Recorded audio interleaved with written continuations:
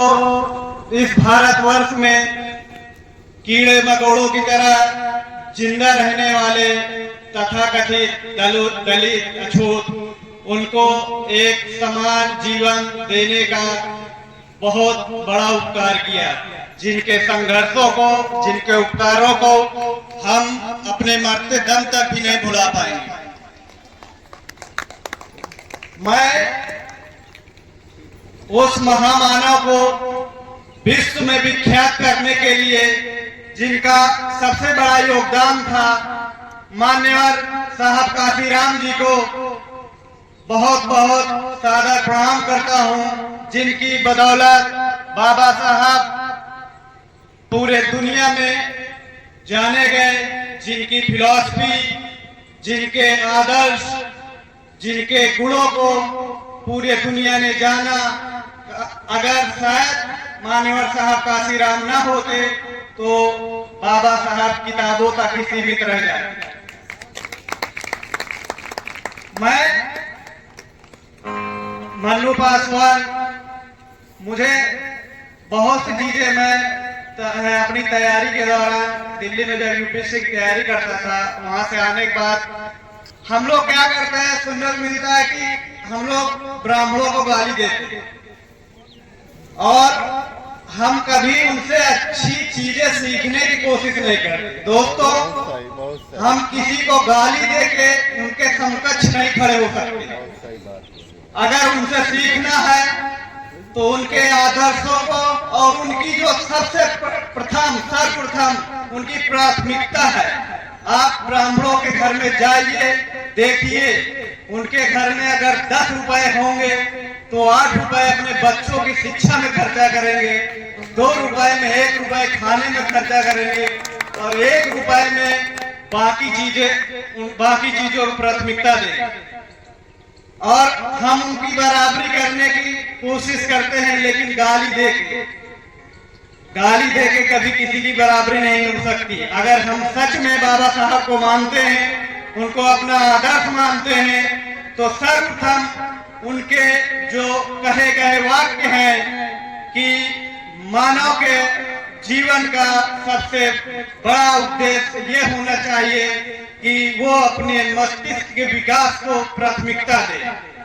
उन्होंने कहा था, शिक्षा वह शेरनी का दूध है, जो पिएगा वो दहाड़ेगा। बहुत सही बात, बहुत सही।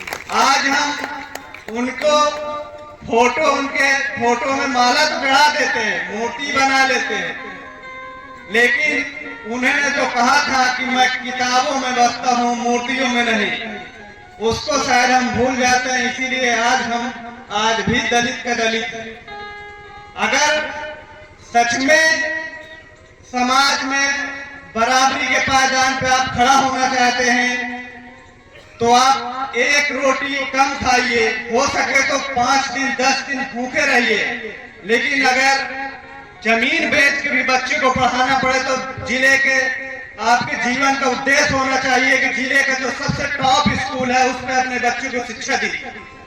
अगर आप ये नहीं कर सकते तो भूल जाइए कि आप समाज के बराबरी कर पाएंगे। और जिस समाज की बराबरी करने की आप बात कर रहे हैं वो आपसे 100 वर्ष आगे, और उसका कारण है शिक्षा। अगर आज मैं यहाँ पे बोल पा रहा हूँ तो उसका सबसे बड़ा योगदान मेरे माता पिता को जाता है, जिन्होंने अपनी जमीन बेचकर मुझे दिल्ली जैसे महंगे शहरों में आईएएस की तैयारी करने के लिए भेजा। मैं भले आईएएस नहीं बन पाया, लेकिन आज मैं किसी भी मुख्यमंत्री, मंत्री या आईएएस, डीएम, एसडीएम के सामने खड़े होकर कम से कम अपनी बात रख सकता हूँ।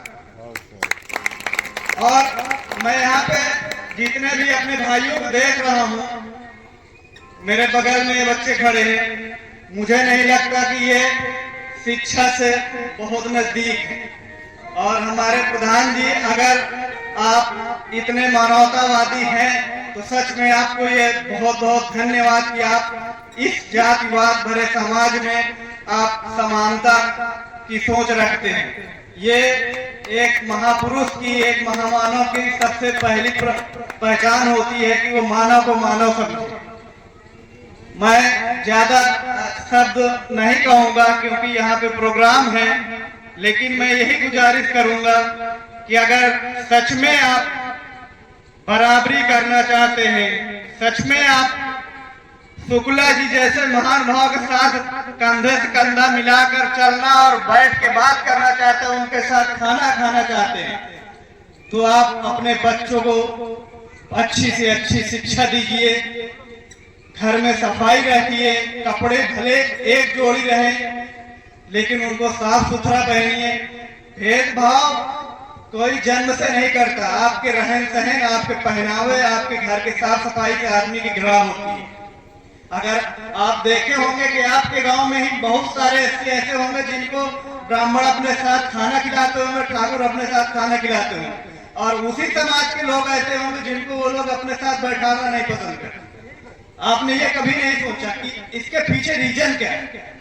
आप दारू पी के किसी के घर के सामने जाएंगे तो वो कभी आपको नहीं बैठाना पसंद करेंगे। यहाँ तक कि खुद की जात के, अगर आप चमार बिरादरी से हैं, पासी बिरादरी से हैं, मेरी बिरादरी का आदमी कोई मेरे घर में दारू पी के आएगा, गाली गलौज करेगा, मैं उसको नहीं बैठाना।